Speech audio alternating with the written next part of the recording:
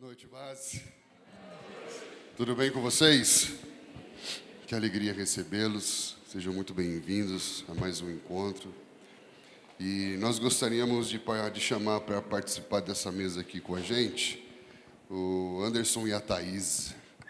Anderson e a Thaís. Sejam bem-vindos.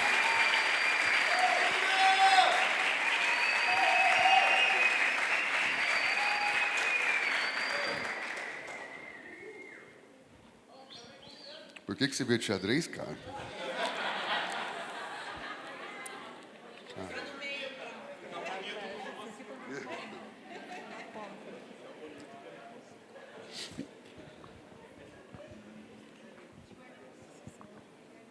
Boa noite, base.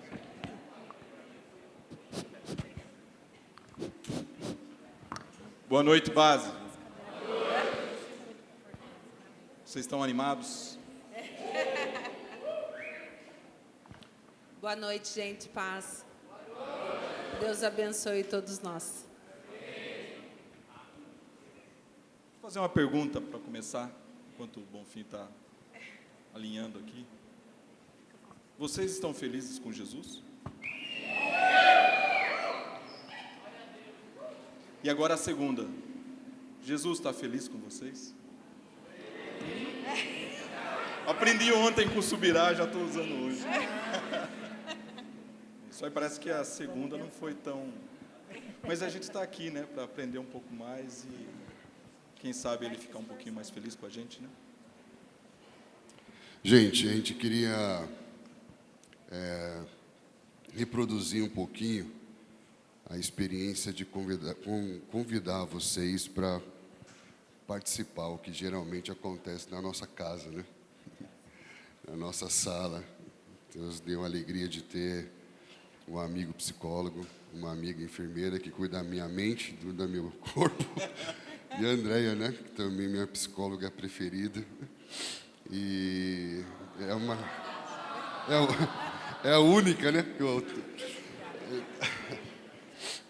O Anderson e a Thaís são companheiros aí de jornada. Eu sei que eles têm abençoado muita gente aqui na base. E a ideia é a gente ter uma conversa hoje, não só, né, pastoral, né, mas uma conversa de pais para filhos, entre irmãos.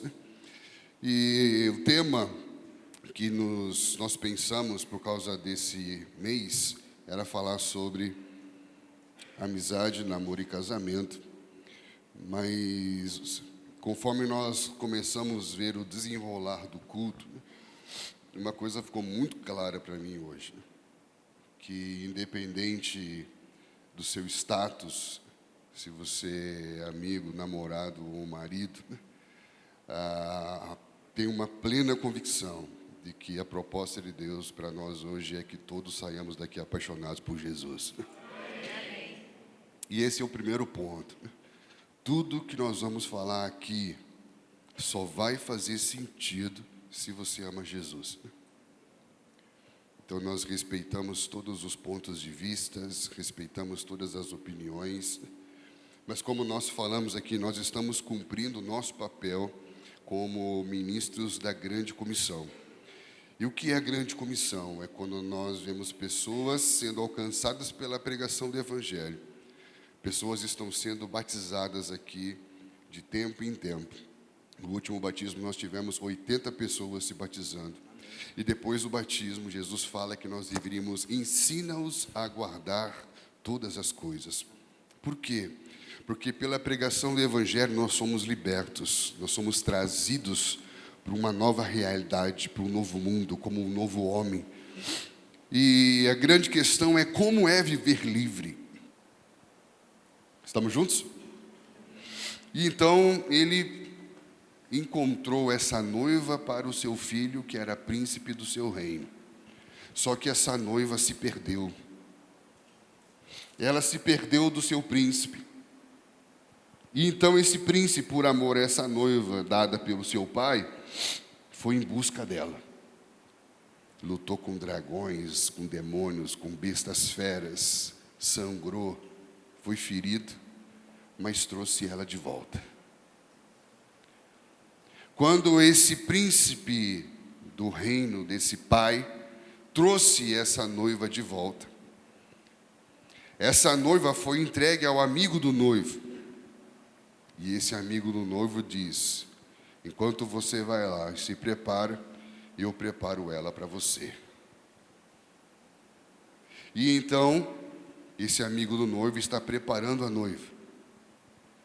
E quando ela estiver pronta, o amigo do noivo, junto com a noiva, vão gritar: vem. E então, o filho do rei do reino, o príncipe, vai vir buscar a sua noiva e celebrarão bodas, o grande casamento para sempre. Esse é o romance dos romances. Vocês entenderam quem são as pessoas da história? Deus Pai formou o homem para o Filho, a imagem e a semelhança do Filho. O que é a mulher para o homem? É uma sombra do que é o homem para o Filho. Idôneo, compatível, semelhante. Estão entendendo? Mas quando o homem, criado para ser noiva do Filho, se perde, o próprio Filho é enviado em resgate dela. E hoje o Espírito Santo é o amigo do noivo que está nos preparando para o grande casamento final. Quando nós nos casamos, teve um só casamento aqui na igreja que eu preguei essa mensagem, que foi o do Vitorino com a Letícia, porque o ambiente estava muito celestino, né? Ou seja, celestial. Estava muito celestial, estávamos num campo e era pôr do sol, e eu falei assim: cara, isso me lembrou um casamento que não é esse, mas esse casamento está falando desse casamento que vai acontecer. Toda vez que nós estamos nos casando e dando isso em casamento, nós estamos celebrando o nosso casamento futuro. Muitas vezes você já deve ter ouvido alguém falar que a nossa herança vai ser andar em ruas de ouro. Quem já ouviu isso já? Mas quando nós olhamos para as Escrituras, Paulo vai falar que nós já recebemos um adiantamento da nossa herança. E que o adiantamento da nossa herança é o Espírito Santo. Adiantamento é penhor, é garantia, é uma prova de que a herança vai ser entregue. Então eu vou te dar uma parte como um adiantamento da herança que você vai experimentar.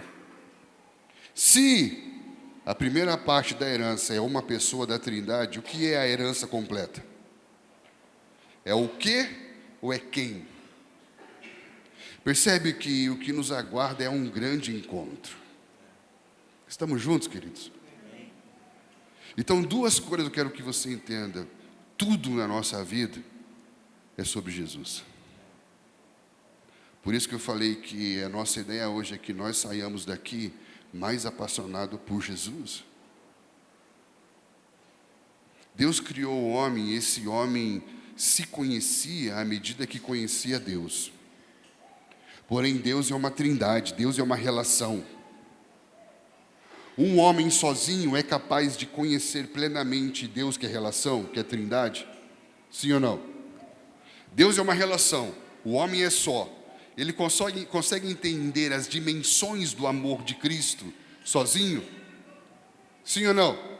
Não. Então você concorda comigo que o homem se descobre na relação com Deus, mas ele só conhece plenamente Deus a partir da relação com o próximo, da relação com o outro. Por isso que ele intercede em Éfeso dizendo: eu rogo por vocês, de joelhos diante da Trindade, para que juntamente com todos os santos compreendamos as dimensões do amor de Cristo, altura, largura, comprimento e profundidade, e sejamos todos tomados da plenitude de Deus. Eu nem sei o que é isso, velho, de tão grande que é. Ser tomado da plenitude de Deus. Eu só sei de uma coisa: ninguém conhece Deus sozinho. Por isso, quando nós nos casamos, além de profeticamente estarmos falando sobre o nosso amor por Jesus e o nosso anseio pelo casamento eterno com Ele, nós estamos também declarando: queremos conhecer Deus melhor. Porque se o homem se conhece na relação com Deus, na relação com o outro, ele conhece Deus como ele jamais conheceria sozinho. Eu acabei de dar para você, de bandeja, a cantada mais espiritual de todos os tempos. É só você chegar assim: minha irmã, quer conhecer Deus comigo? Já que é impossível o homem conhecer plenamente Deus só, quer conhecer Deus comigo? Eu nunca fiz um casamento de alguém que me procurou dizendo: nós queremos conhecer Deus melhor, por isso estamos nos casando. Mas a gente ainda acredita na promessa da felicidade, da realização pessoal. Eu sou um pouco pessimista com relação a isso, porque eu acredito que a felicidade é como um flash de uma foto de um momento que você quer guardar para sempre. E esse flash de um momento que você guarda é só um relance do que seremos na eternidade. Não tem como sermos plenamente felizes se o nosso amado não estiver ainda aqui. Se não formos inteiramente dele e ele inteiramente nosso. Estão entendendo? Por isso que quando fala de bem-aventurados, não está falando ali da felicidade que o pós-moderno fala. A palavra bem-aventurado não é aquele que é feliz, mas aquele que avança, aquele que progride, aquele que a vida vai para frente. Estamos juntos? Então, queria só ajustar essa expectativa, porque nós queremos aqui gerar mais consciência de Jesus, mais amor por Jesus, mais anseio por conhecer Jesus. Amém, querido? E partindo para um outro ponto, e aqui eu quero passar para o Anderson e para a Thaisa. Deus tem um modelo. Jesus fala sobre casamento, e quando perguntam para ele sobre casamento, ele fala: o que está escrito no princípio? Que o homem deixará a casa do pai e da mãe, os dois se unirão, serão uma só carne. Deus tem um modelo, e esse modelo é representado ali em Cristo, que confirma a Torá de Moisés. Só que quando você vai estudar as Escrituras, você vai ver que a Bíblia ela é muito honesta e muito verdadeira, e ela nunca, em nenhum momento na história, ela faz apologia à poligamia. Ela mostra como um homem cheio de conflitos e homem que tem dificuldade com processos acaba vivendo a poligamia, mas ela nunca mostrou isso dando certo. Alguém pode dizer: ah, mas na Bíblia eles tinham várias mulheres, mas na Bíblia fala também que era uma desgraça. Se eu quero que alguém vá fazer propaganda de algo para mim, tem que fazer uma propaganda boa. A Bíblia nunca fez uma propaganda boa da poligamia. Vamos junto? Porém, tem um caso que deu muito certo, que é o caso de Abraão, Isaque e Rebeca. E me chamou a atenção, e eu quero encorajar vocês, tanto os que já casaram como os que estão solteiros, que primeiro ponto muito importante para como você começar a pensar em relacionamentos, né, é resgatar, valorizar a participação dos pais. Historicamente, nós carregamos dores de um sistema patriarcal em que as pessoas não tinham a oportunidade de escolher com quem eles queriam casar. Então era uma estrutura opressora, patriarcal, que não se imaginava na palavra paixão. A palavra apaixonar-se tinha uma conotação até meio que transgressora. Mas, quando você dá um salto na história, você vai para um outro extremo, em que o que vale é a paixão, e eu não ouço mais ninguém. Estão entendendo, queridos? E Abraão, ele teve conflitos na sua vida familiar.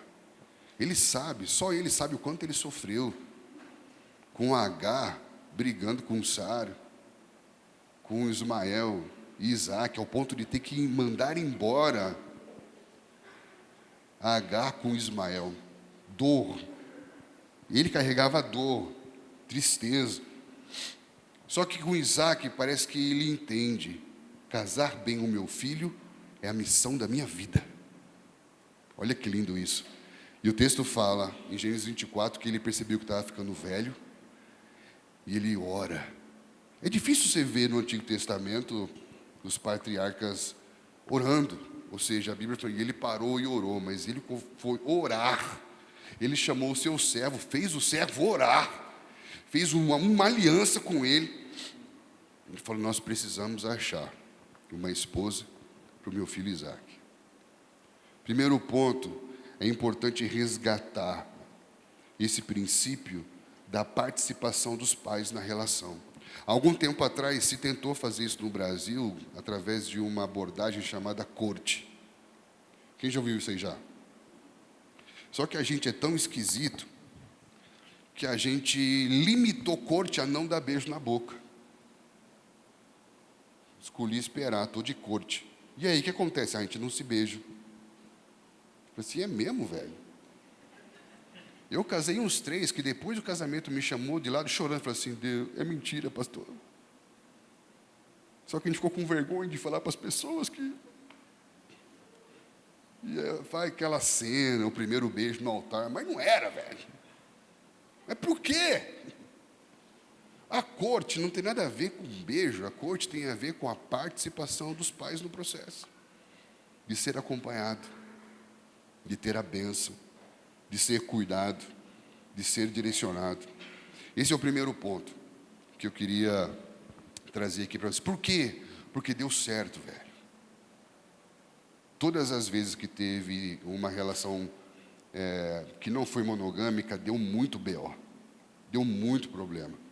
Então a Bíblia, ela não esconde que muitos homens tiveram dificuldade com o processo, atropelaram processos, e aí, até pela lei do levirato, pela exceção e não pela regra, tinham outras para poder gerar o filho, dar continuidade à linhagem. Era uma série de fatores, porém nenhuma dessas situações eram situações que havia um bem-estar.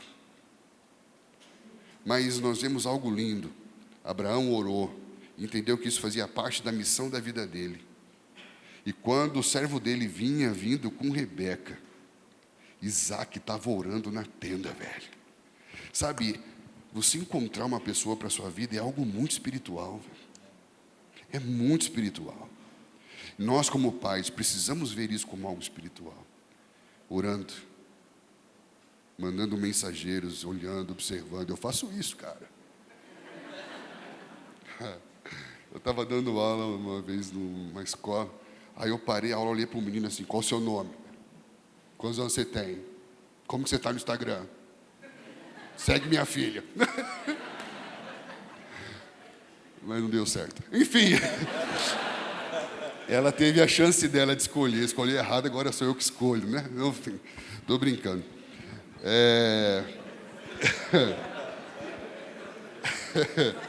Enfim. O que nós... Eu vou levar... ela vai me xingar, né?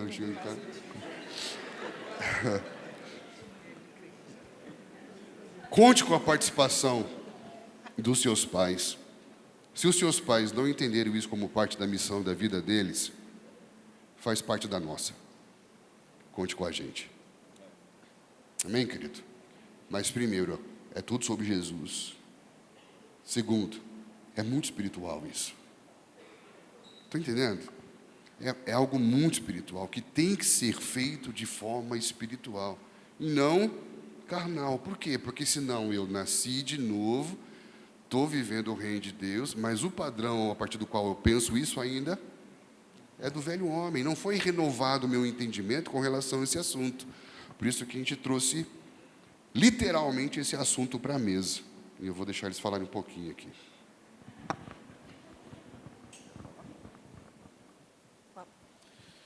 Bom, eu quero começar a pensar a partir da nossa relação com Deus. Todos nós aqui, nós temos uma imagem ao nosso respeito. Cada um agora parar para pensar, vocês têm uma ideia a seu respeito.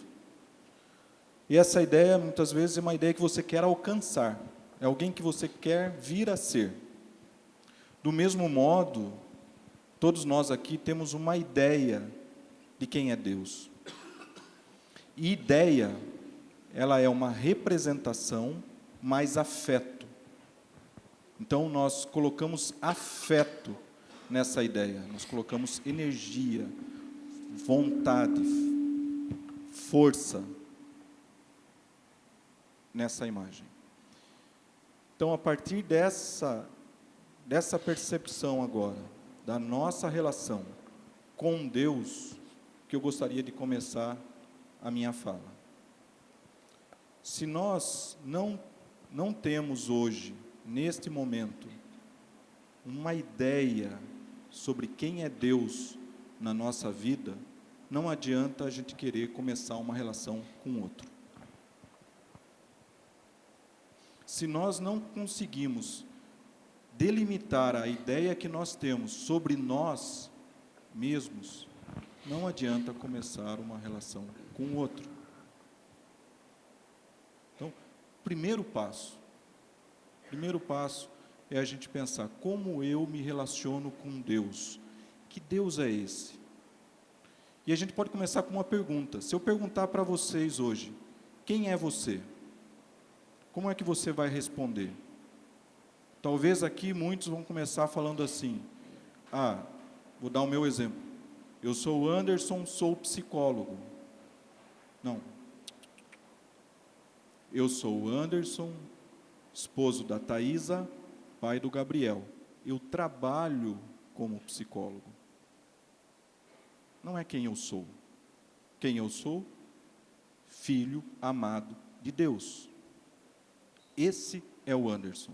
Então, a partir deste ponto, de quem vocês são, se vocês têm essa concepção de que vocês são filhos amados de Deus, nós temos que começar a partir daí, gente.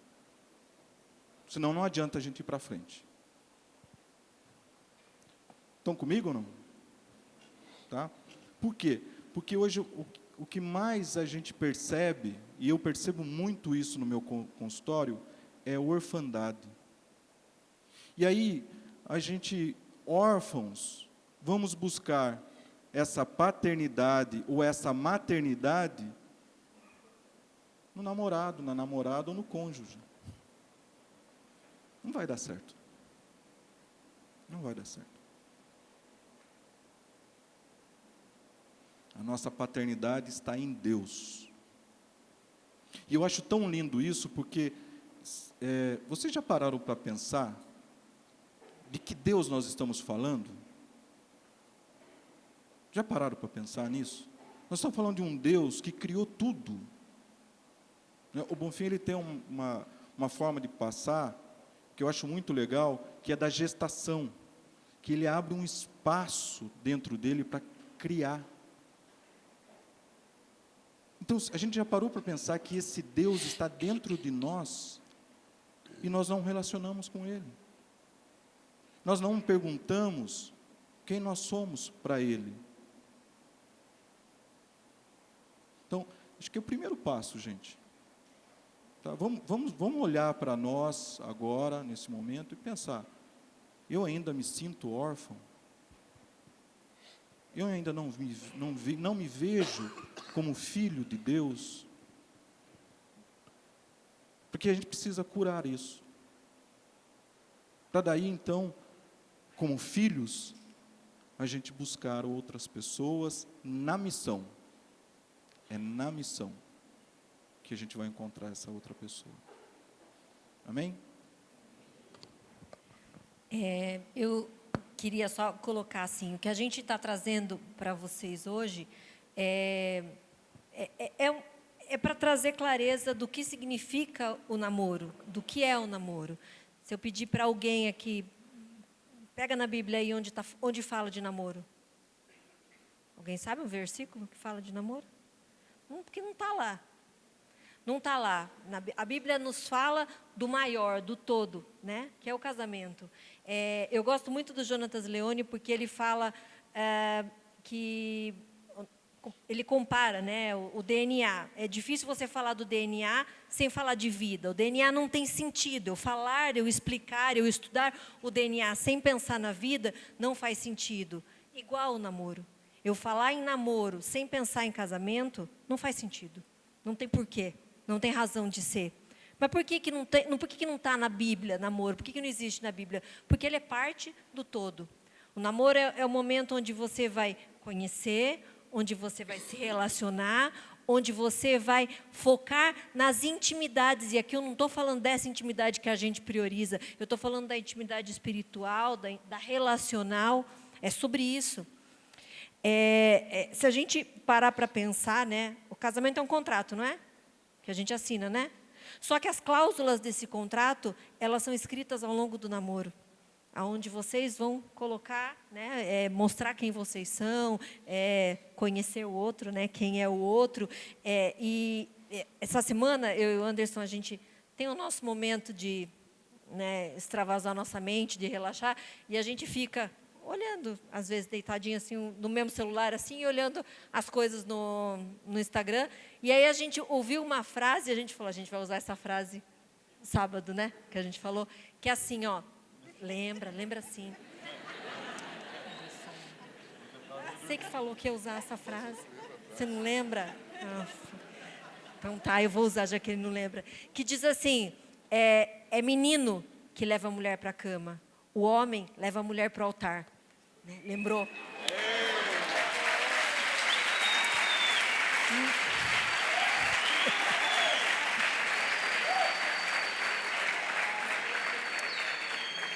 Não fui eu que falei, mas eu queria ter falado. Porque, assim, é muito real, né? É muito real. E, hoje em dia, a gente vê muitos meninos, né? Muitos meninos priorizando uma intimidade que não é essa, antes acabam entrando no casamento com muitas lacunas, com muitas faltas, que acabaram não chegando à conclusão ao longo do namoro. E aí tem aquelas famosas frases, se eu soubesse que você era assim, eu não tinha casado com você. Né? Então, são alguns gaps que a gente vê ao longo do casamento que depois precisam ser tratados, que se no período do namoro tivessem sido olhadas, tivessem sido cuidadas, não teríamos chegado nisso. E quando eu estava estudando sobre o namoro, eu comecei a pensar a respeito das muitas responsabilidades que envolvem, e eu cheguei a essa conclusão, namoro não é coisa de criança. E aí, se a gente parar para pensar, Bonfim já falou isso para a gente, que na Bíblia não existe adolescência, né? Ou é criança, ou é adulto. E se namoro não é coisa de criança, namoro é coisa de quê? De adulto, de gente grande. Eu tenho que ser maduro o suficiente para entrar num namoro. Eu tenho que ser maduro o suficiente. Perguntar uma coisa para vocês. Vocês entrariam num carro que está sendo dirigido por uma criança? Mesmo. E por que vocês entregam o coração de vocês para um menino ou para uma menina que não é maduro o suficiente para saber o que fazer com o sentimento de vocês? Para não saber como lidar com o sentimento de vocês?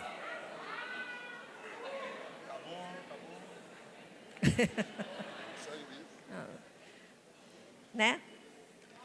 Só para a gente pensar um pouco a respeito do que envolve o namoro, de que tipo de maturidade que a gente quer.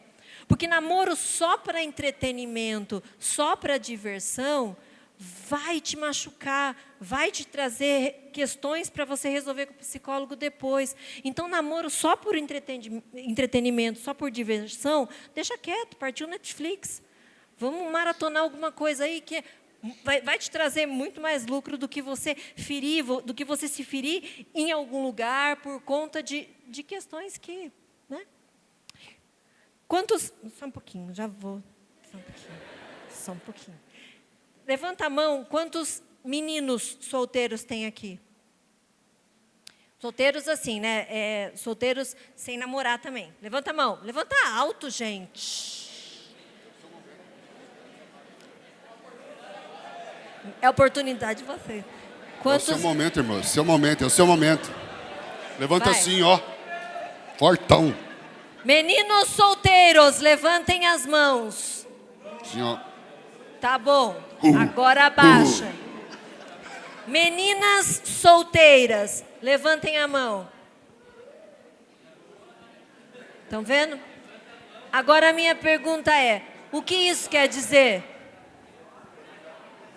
Absolutamente nada. Não quer dizer nada. Porque aí fora.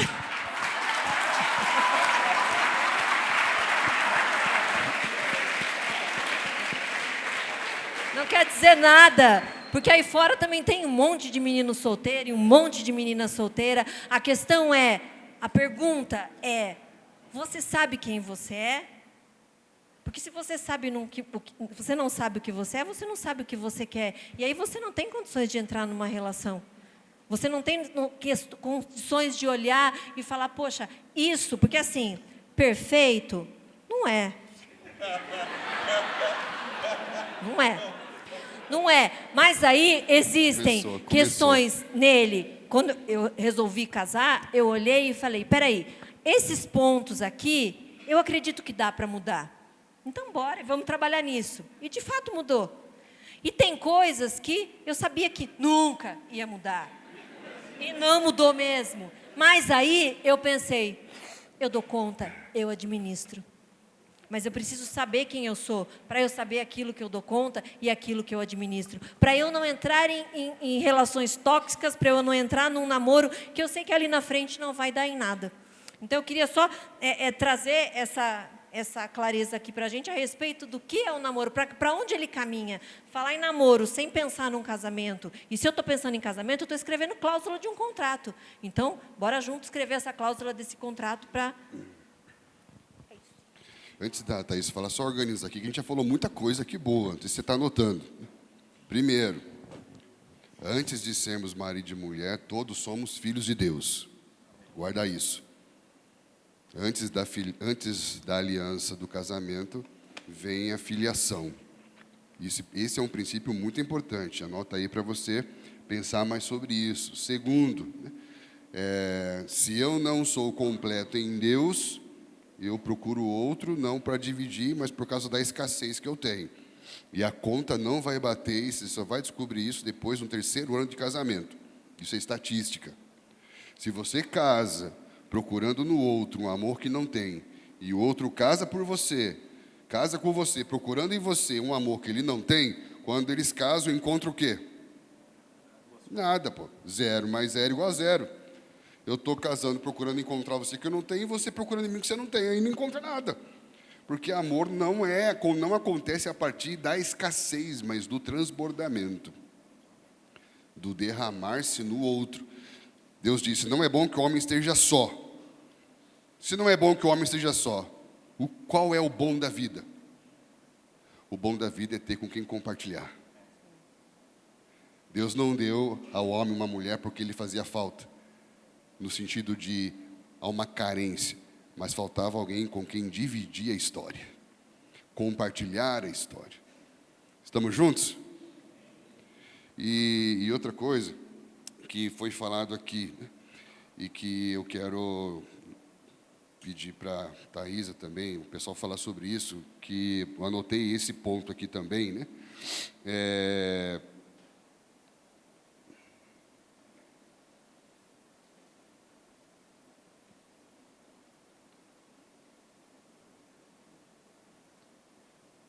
Primeiro ponto.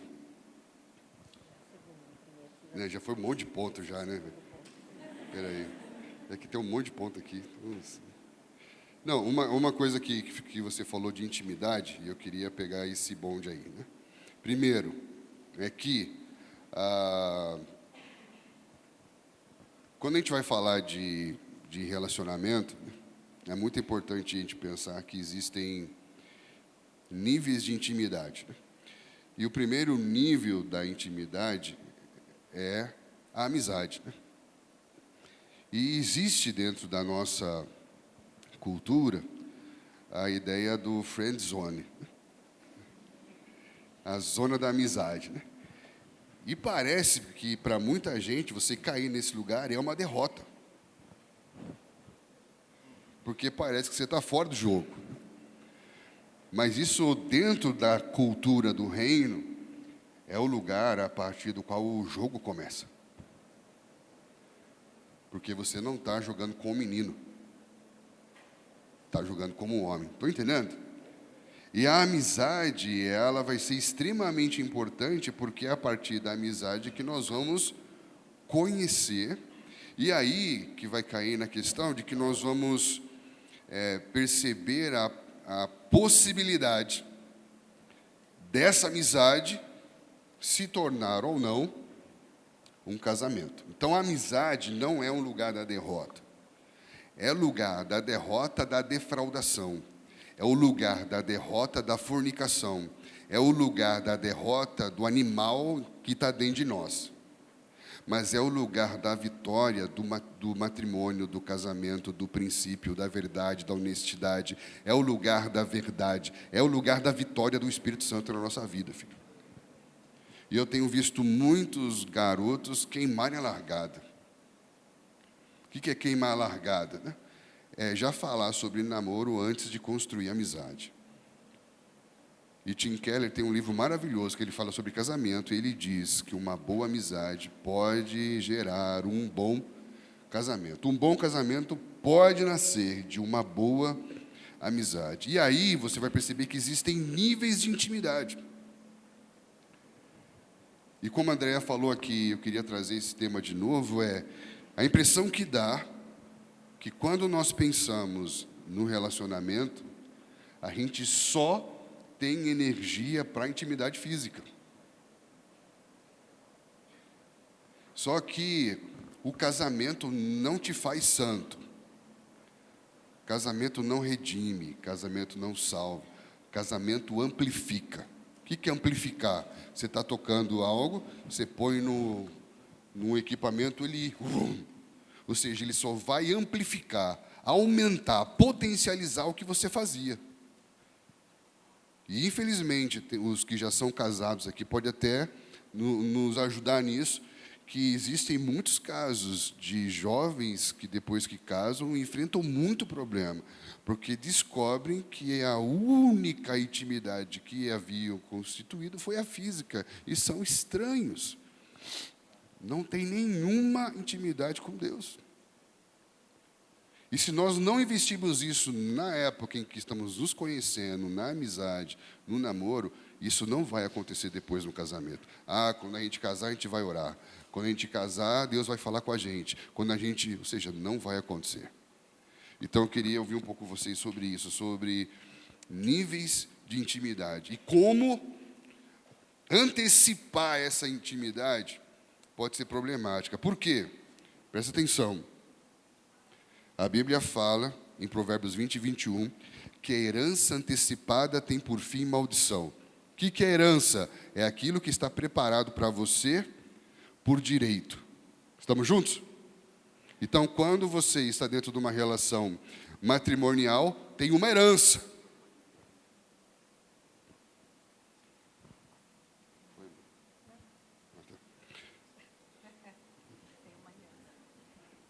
Porque o pessoal fica olhando para vocês. Olhe para ele. Obrigado, Renatinho. Obrigado por atrapalhar tudo, Renatinho.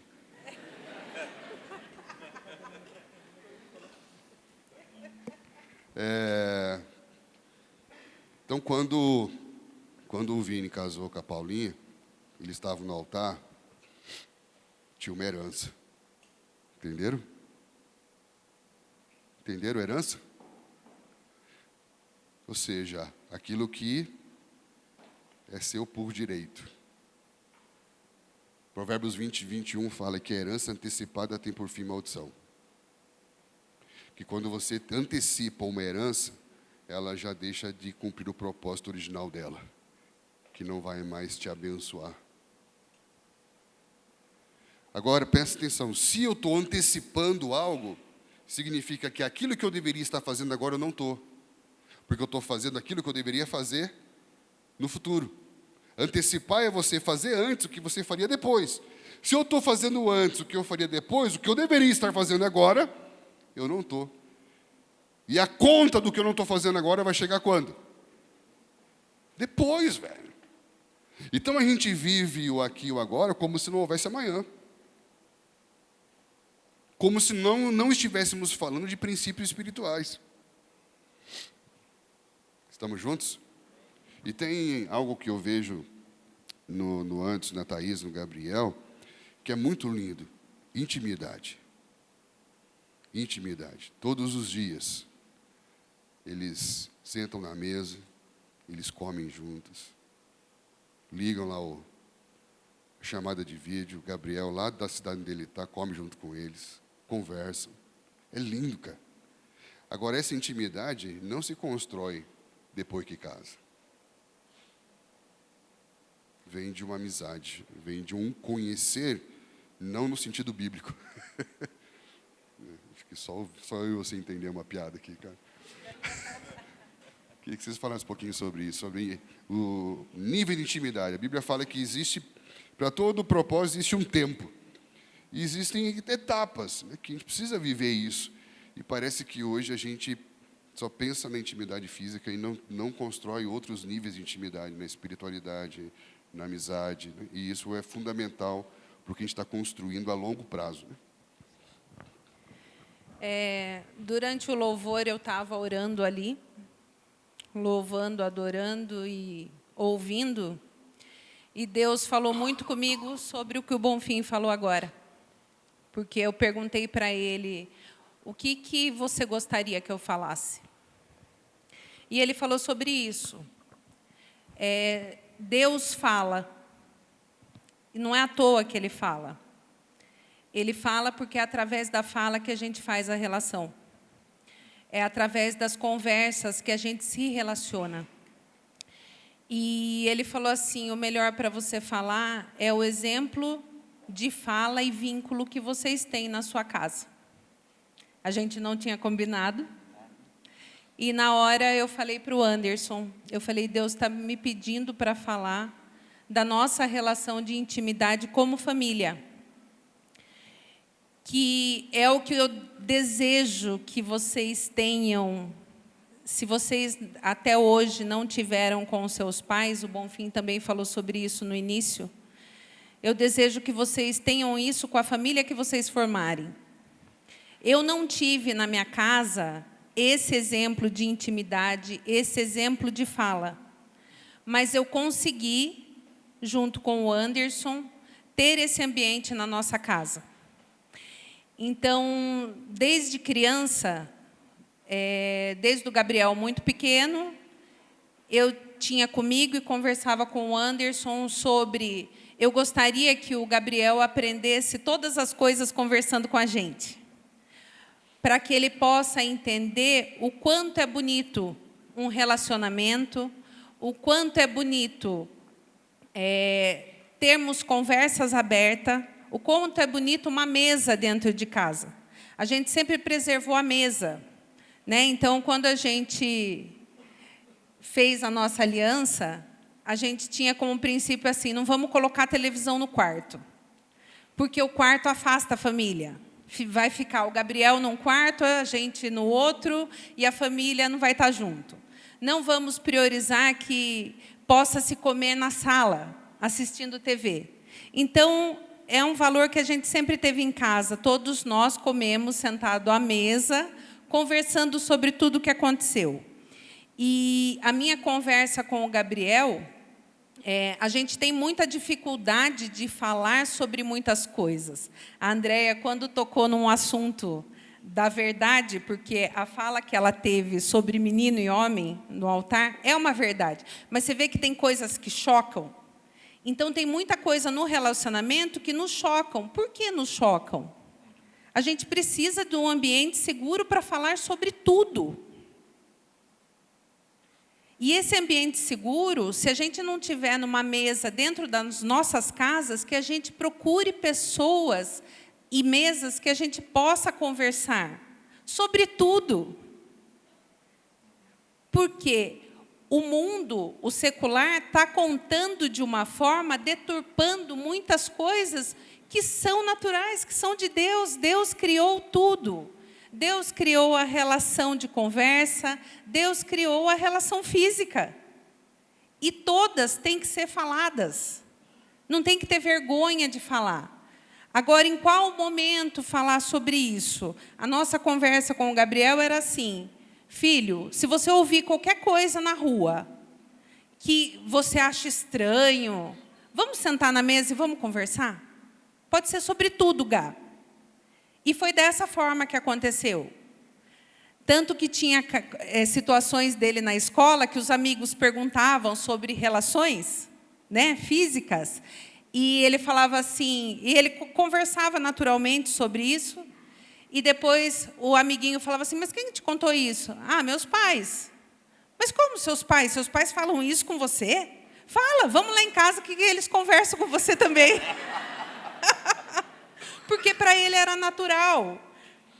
Só que eu falava: Gá, a gente tem essa liberdade como família, né? Então, esse ambiente seguro que a gente tem com Deus, essa fala que a gente tem com Deus, que a gente consiga ter pessoas que a gente consiga conversar. Com Deus, a gente faz aliança. Como a gente faz aliança, a gente tem vínculo com Deus e a gente pode conversar sobre tudo com Ele. Eu também tenho uma aliança com Ele. E eu posso, nesse ambiente seguro, conversar sobre tudo. Ah, porque nós somos casados? Não. Quando se namora, também pode conversar sobre tudo. Porque a gente, no namoro, vai fazer vínculo com a pessoa. A gente vai ter sustos depois que casa? Sim, alguns. Mas tem muita coisa que a gente já resolve no namoro. São essas conversas, esse ambiente seguro. O que o Bonfim falou de conversar com os casais que acabaram de casar, isso é muito legal, ter essas trocas. Trocas do que deu certo e, principalmente, do que não deu, porque não é perfeito. Ah, mas é uma coisa absurda. Não tem problema. Se a gente está num ambiente seguro, a gente consegue conversar sobre essas coisas. E tirar esse conceito de que a igreja não pode falar sobre isso, não pode falar sobre aquilo. Pode. Tudo foi criado por Deus. E a gente pode conversar sobre tudo. O que seria muito legal é ter uma mesa redonda com todo mundo falando sobre tudo que tem vontade. De repente, é esse ambiente que a gente precisa criar. E podemos ver uma forma disso acontecer, porque as trocas são as melhores coisas, né? E a nossa experiência é essa, é de sempre conversar, é de vínculo e muita mesa, porque a mesa cura, a mesa perdoa, a mesa que revela Cristo que está entre nós. E eu desejo que vocês tenham mesa e que Deus coloque pessoas no caminho de vocês, confiáveis, para que vocês tenham um ambiente seguro para conversar sobre tudo. É o meu desejo de hoje, sempre com Cristo no meio.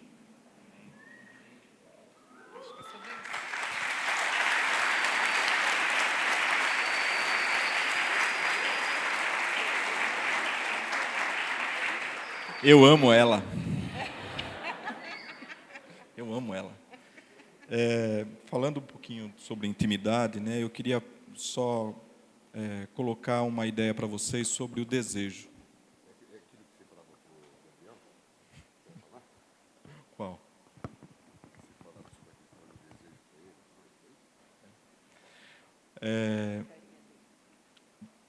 Se a gente pensar, já quando o bebê sai do ventre, vamos lá atrás, vamos lá no comecinho, quando o bebê sai do ventre, ali tinha uma relação, não tinha? Tinha uma relação. E essa relação, ela deixou uma marca em nós. Se vocês colocarem a mão no meio da barriga de vocês, vocês vão encontrar essa marca. E quando essa marca esse cordão foi cortado, nós procuramos a vida toda nos religar a algo.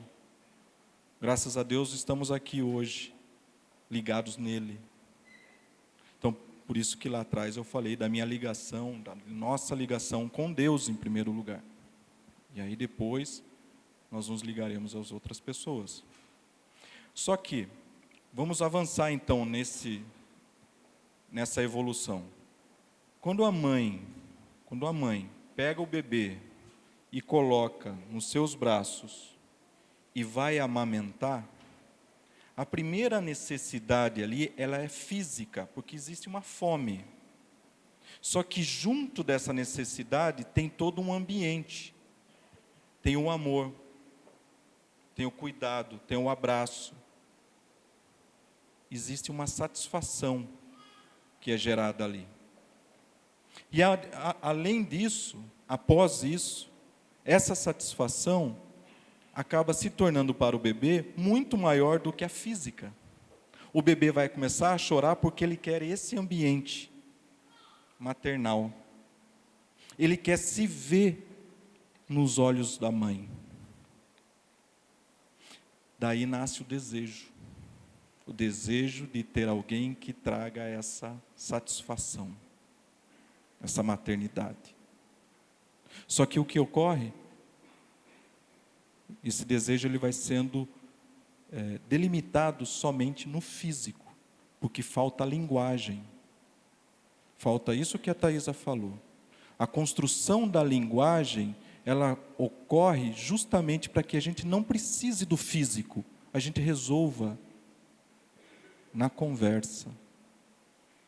E quando não se tem esse diálogo, quando não se tem essa conversa, vai ser sempre o físico que vai falar. E aí a intimidade que nós, enquanto adolescentes, jovens, vamos buscar é pelo físico, lembrando aquilo que aconteceu lá atrás. Percebem? Então, a gente precisa construir essa linguagem. Muitas vezes a gente não tem recurso cognitivo de fala para ter essa conversa. Quando a Thaisa falou que a gente conversava com o Gabriel, muitas coisas ele aprendia ali com a gente. A gente ensinava para ele ter recursos para falar. E os amiguinhos dele, de onde você aprendeu isso? É pela linguagem, pessoal, é pela conversa. E aí, voltando em Deus, vocês conversam com Deus? A gente sempre vai voltar ali. Como é a sua conversa com Deus? E aí depois, como é a sua conversa com a sua amiga, com o seu amigo? Você consegue falar? Você consegue nomear seus sentimentos? Você tem recurso de linguagem para isso? Sabe? Aí a gente começa a colocar o desejo em outro lugar, como o Bonfim falou, como uma boa amizade, na conversa. Primeiro na conversa. Repartindo o que está acontecendo. Mas eu não estou falando assim, pessoal, mandar mensagem a cada um pouco, tá? Dá um fôlego, senão daqui a pouco vocês vão sair daqui já mandando mensaginha do WhatsApp a cada 5 minutos. Não é isso, não se trata disso, porque daí já é uma codependência. Uma outra coisa. Mas partilhar aquilo que nós estamos fazendo no reino, para o reino missional, ter essa consciência missional. Se tudo que nós fazemos para o reino, nós compartilharmos, isso gera nas pessoas vontade de fazer também. Tá bom? E aí tem uma frase também boa, é uma frase do C.S. Lewis. O coração de uma mulher precisa estar escondido em Deus, que um homem, para encontrá-lo, precisa primeiro buscar a Deus. Muito bom.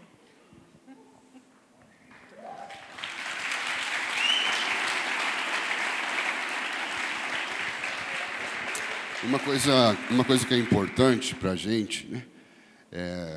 Eu quero ir nessa onda aí do desejo, porque a gente tem estudado bastante isso na academia, né? Que tudo que Deus cria é bom para o nosso bem e para que isso expresse a bondade dele e faça o bem para o próximo. Então Deus, quando criou o homem, colocou o homem num jardim que era numa região que chamava região do Éden. Alguém sabe o que significa Éden? Significa prazer. E Deus colocou dentro do homem desejo. E Deus colocou nesse jardim limite. Olha aí, Deus estabeleceu um lugar, colocou um limite, chamado árvore do conhecimento do bem e do mal, era um limite. Dentro desse limite, o homem poderia desfrutar de tudo livremente. Olha aí, ele poderia desfrutar de tudo livremente, prazer. Eu acredito que ele não comia porque tinha fome, mas é porque também havia prazer, deleite. Deus se deleita na sua criação e criou o homem para que se deleite nele. Tanto é que existe um livreto que você precisa ler, que significa, que se chama Plena Satisfação em Deus. E Piper vai dizer que Deus é muito mais glorificado quando nós desfrutamos dele, quando sentimos prazer nele. Isso é lindo, né? Deus é muito mais glorificado quando aquilo que estamos fazendo sentimos prazer. Estamos juntos? Só que quando o homem é tentado, ele é tentado na sua cobiça, como o Tiago fala. E o que é a cobiça? É a corrupção do desejo. Como que ele corrompe o desejo? Quebrando limites. Estão entendendo? Qual era o limite? A árvore do conhecimento do bem e do mal. Esse limite protegia, preservava a relação do homem com Deus, preservava a integridade da relação dele com o seu eu verdadeiro e preservava a relação dele com o próximo. Quando ele quebra o limite, ele já não vê mais Deus da mesma maneira, ele já não consegue mais se ver da mesma maneira e ele não vê mais a mulher da mesma maneira. E ali ele perde a pureza do desejo. Ele perdeu o limite. E aí nasceu a cobiça, que é a concupiscência. O que é a concupiscência? Desejo sem limite. O que é que move o mundo hoje? Concupiscência da carne, concupiscência dos olhos, ou seja, desejo sem limites. E nós não podemos construir relações baseado em desejo sem limites.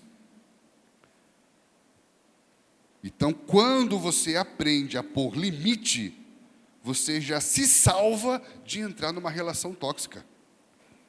Porque relação tóxica só se cria onde não tem limites. Você se salva de dependência emocional, porque abusador não se cria em lugares que tem limites. Opa, não. Meu pai nunca falou comigo assim, então você não vai falar. Limite. Estão entendendo? Opa, aí não. Limite. Você tem que pôr limites. Porque o que é a queda? A quebra de limites, velho. E se nós estamos sendo regenerados, recriados, renascidos, santificados, o que nós temos que restabelecer na nossa vida? Limites. O que é o discipulado? Ajudar a reencontrar limites. O que acontece? Nós perdemos, nós passamos do limite. E quando a gente passa do limite, a gente sofre culpa, medo e vergonha. Essas coisas não precisam estar dentro da sua relação. O que nos move não é desejo sem limites. O que nós precisamos? Precisamos restabelecer o limite para desfrutar do nosso Éden. Deus nos criou para isso, filho. Bom, enfim, Quanto mais eu rompo o limite, aí eu vou jogar para você agora. Quanto mais eu quebro o limite, mais vazio eu me sinto, mais ansioso. Quanto mais eu busco, mais eu quero, menos tenho e mais procuro o Anderson para ser acompanhado. Amém. Amém. Pelo menos está procurando ajuda. Vou voltar lá para o útero. O útero não é um limite? E lá dentro do útero não é um paraíso? Tem tudo. Um ambiente perfeito, alimentação, iluminação. Tem um ritmo. Tum-tum, tum-tum, tum-tum. Dentro do útero. Eu fico maravilhado com isso, né? Porque partindo daquela ideia que você deu de Deus gestacionar, né? E a mulher sendo, né, essa forma dele criar um mundo, esse espaçamento. E o útero ser isso. A gente, quando sai do útero da mãe, a gente fica procurando esses limites. Quem tem criança pequena aqui? Que agora está lá no clubinho. Mateus Vestino, tem vários. percebe que elas ficam o tempo todo testando limites. E o limite traz segurança. Olha que legal. Traz segurança. A gente se sente seguro quando a gente sabe que tem um limite. Qual é o seu limite hoje? Onde está o seu limite hoje? Se a gente for responder isso socialmente, vivendo em sociedade, o nosso limite, ele acaba quando começa do outro. Certo? Senão, nós não conseguimos viver em sociedade. Começamos a invadir fronteiras aí e se torna uma guerra. Né?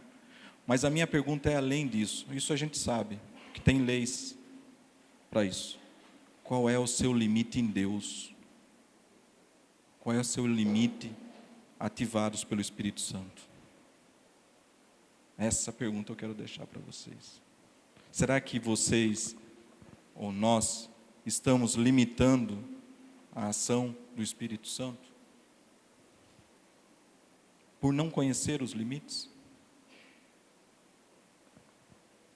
É interessante isso daí, porque uma falta de limite limita outra operação, né? A falta de limite no impulso carnal limita a operação do Espírito na minha vida. Muito bom. Eu queria te fazer uma pergunta, cara. O Gabriel, ele sempre deu um bom testemunho de ser muito bem posicionado, né, com relação a essa questão das emoções e até mesmo com relação ao namoro, ao relacionamento. E eu não tive essa experiência, essa competência de ser pai de menino, né? Eu não sei como que é isso, né? E como que você entende que o Gabriel chegou nesse lugar, essa sobriedade com relação aos impulsos, com relação ao desejo, com relação ao relacionamento, com relação a essas coisas? E eu queria que vocês dessem um testemunho que isso talvez também pudesse inspirar em outros jovens. O Biel também pode falar um pouquinho. Ele vai falar daqui a pouco, eu vou chamar ele já. Calma. Primeiro é o respeito. Né? Uma vez o Gabriel, não sei se você ia falar isso, mas eu vou falar.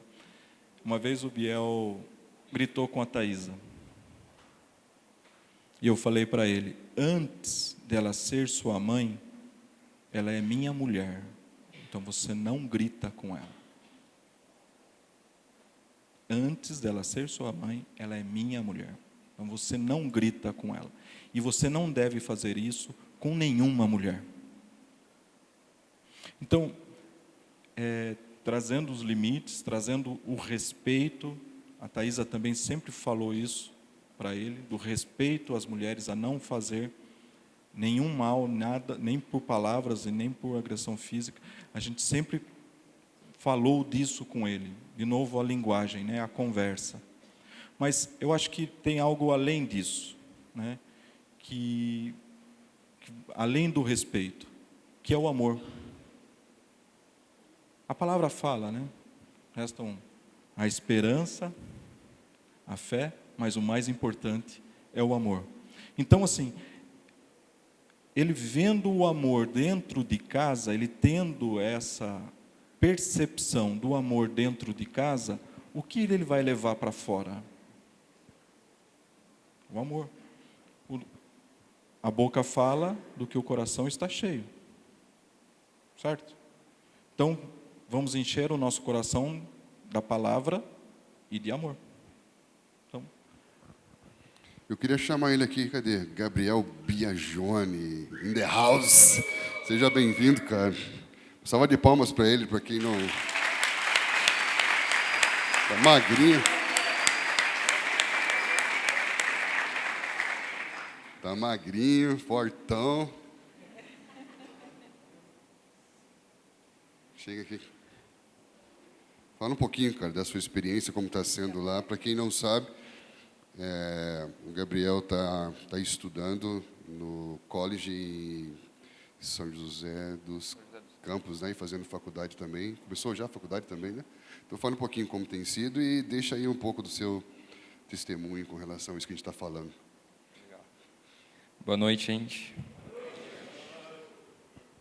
Tem tanta coisa que eu poderia falar, mas vou tentar resumir. Começando com a questão de, como meu pai disse, que o limite traz segurança.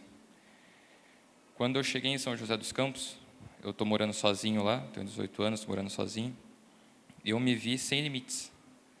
Eu cheguei na porta do meu apartamento e falei, uau, agora sou eu sozinho.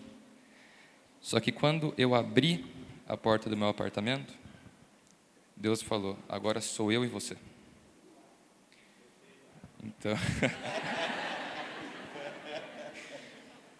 Então, o que eu entendi?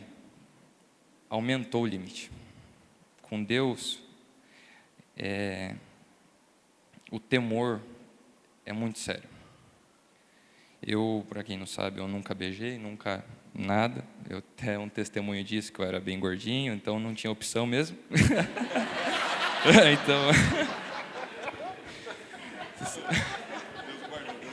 Deus guardou, vamos pensar dessa forma.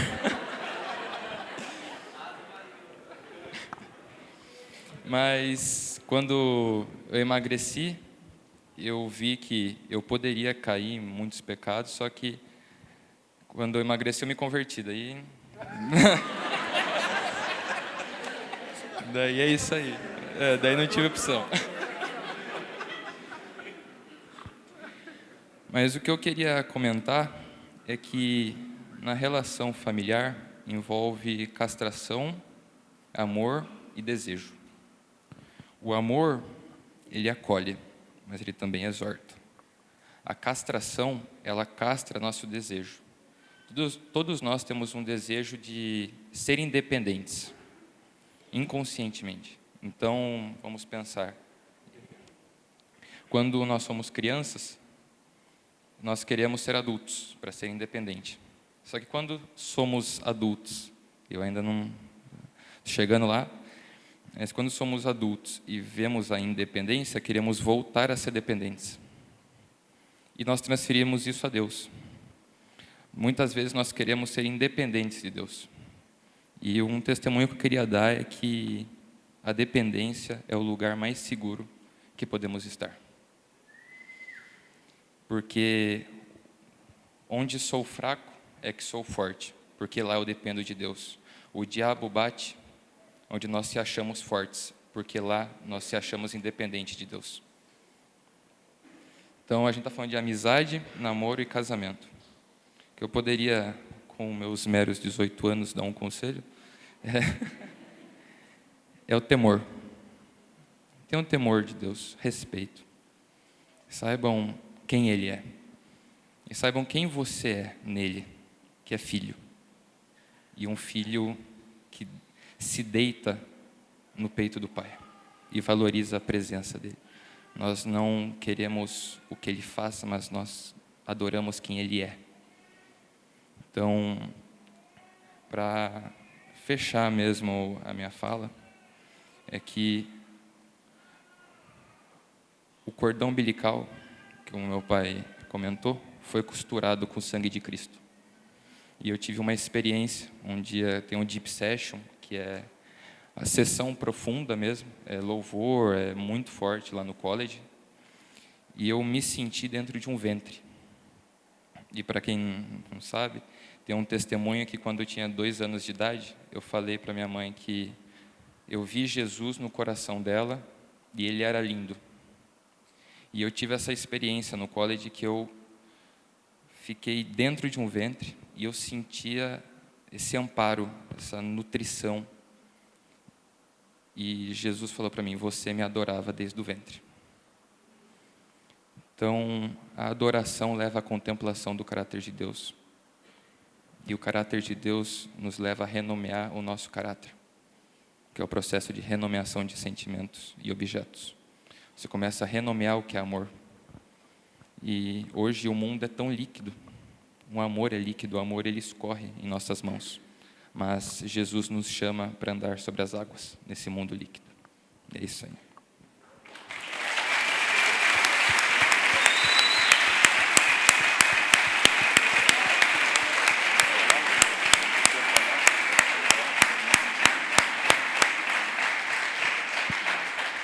Muito bom, né, gente? Gente, a gente preparou algo para vocês. O pessoal vai colocar um QR Code aí. Esse QR Code, se você abrir, o pessoal também vai pôr agora dentro do grupo da base, nós preparamos um material que é um devocional de 25 dias, falando sobre esses temas, né? Nós fomos desafiados a fazer 25 vídeos para pôr no Instagram da base com relação aos temas. Nós vamos ver se a gente vai conseguir fazer isso. Mas tem uma introdução falando, tudo sobre conhecimento de Deus, que eu falei um pouquinho sobre isso aqui. Dia 2, viva o romance de todos os romances, que eu já falei um pouquinho aqui. Valorize a participação dos pais. Encontre sua vocação e seja encontrado. Isso aqui funciona quanto 1 mais 1 é igual a 2. Se você ainda não encontrou a sua vocação, não tem por que você esperar uma auxiliadora. A auxiliadora vai vir quando ela vê que você está fazendo alguma coisa que precisa de auxílio. Estamos juntos? Foi mais ou menos isso, né? Um dos pontos que eu coloquei aqui é: aproveite a sua juventude de forma saudável, unindo as duas coisas. Eu não acredito numa igreja que tem centenas e centenas de jovens, não tem banda, velho. Não tem banda de rock, não tem banda de reggae, não tem banda de samba, não tem banda de nada. Não tem grupo de skate, não tem time de futebol que faz campeonato. Não... Cara, a gente tem que ser jovem, velho. Percebe que a nossa energia está sendo canalizada para outra coisa. E a gente era fominha, queria tocar em todo quanto é lugar. E graças a eu tocar guitarra e ter uma banda que a Andréia namorou comigo, velho. As meninas gostam de guitarrista. A hora que ela viu tocando, ela apaixonou. Aí ela veio atrás de mim.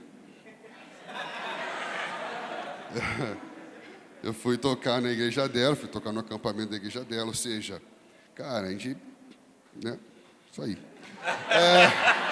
E quando a gente, um monte de banda, velho, toque, funciona, eu tô te falando. E isso também, cara, uma coisa que marcou muito a nossa vida, é que a Andréia sabe, ela nunca casou enganada. Com 16 anos eu já sabia que eu queria fazer, que eu queria ser. E eu falei assim, é isso que você quer? Vamos viver isso juntos, né? Deus me deu uma semente, eu preciso de um útero.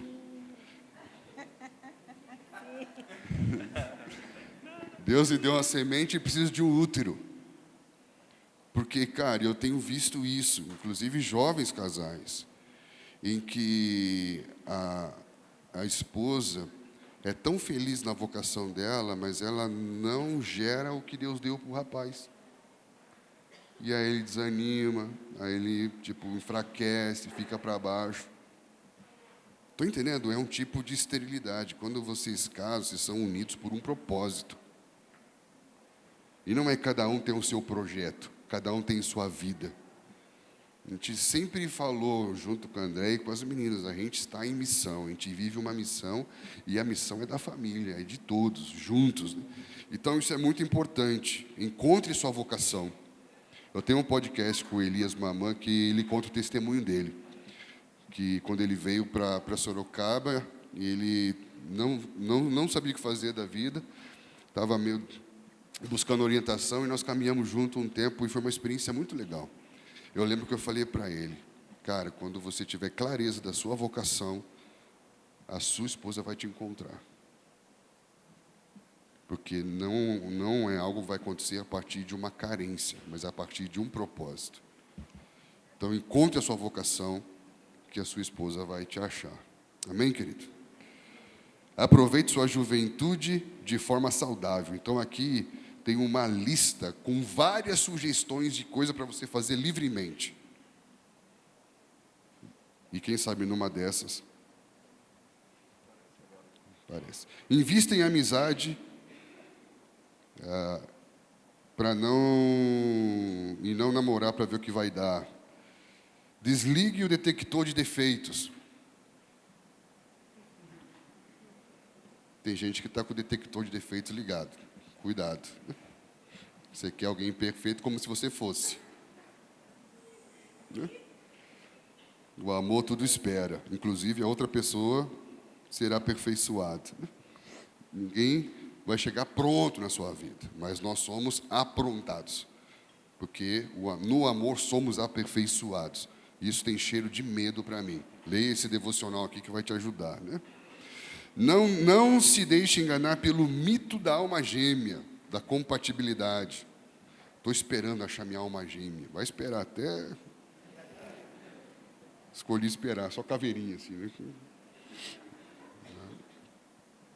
Todos namoram com algum propósito, mas só há um propósito para o namoro.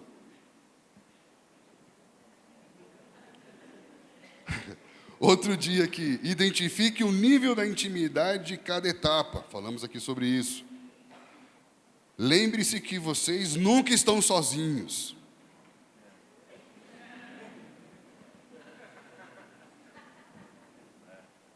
Estão entendendo? Se você nasceu de novo, quem é que vive em você?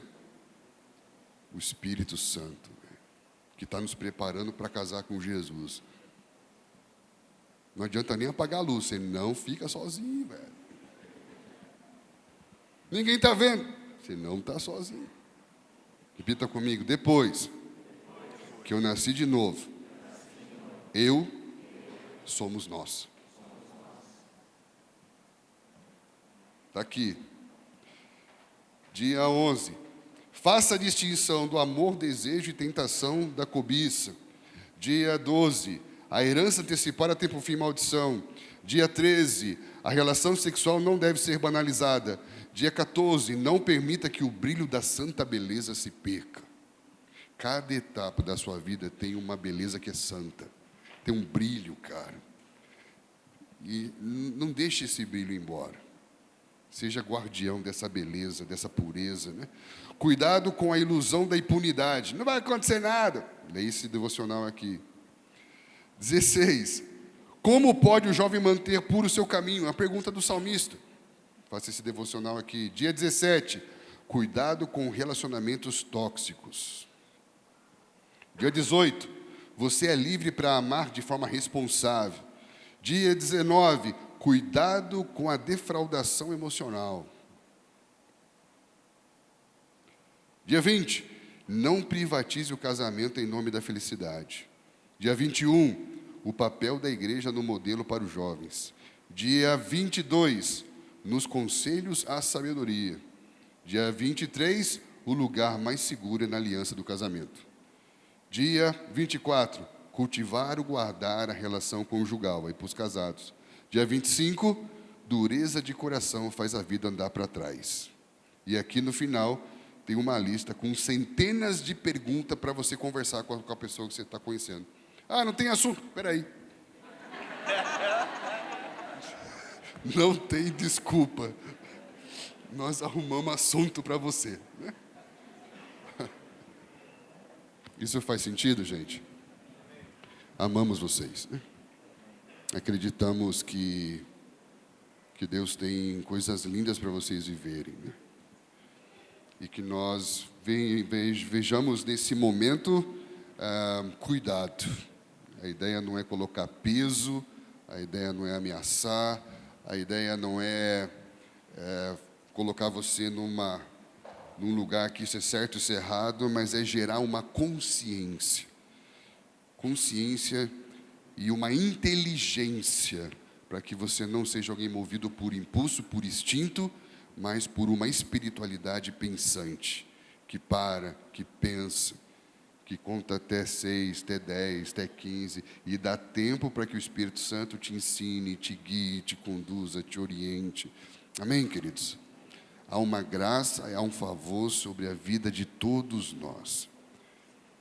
Ao invés de se preocupar, ocupe-se de algo que vai gerar vida no seu espírito, que vai gerar vida em você e nas pessoas que estão próximas de você.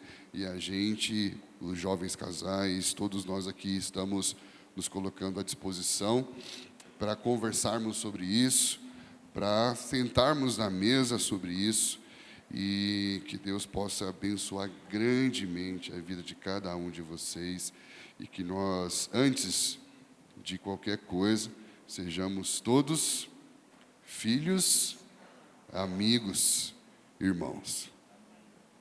Você crê nisso? Isso faz sentido? Então, chegou aí para vocês? Vamos começar quando? Segunda? Vocês querem que o pessoal faça uma livezinha para fazer junto com vocês ou cada um por si? Aí, ó. Você virou o pessoal, né? Você viu o que eu falei, né? De manhã ou à noite? Bem tarde. Depois da escola de oração. Depois que é 10h30, nós estamos aqui ainda, né?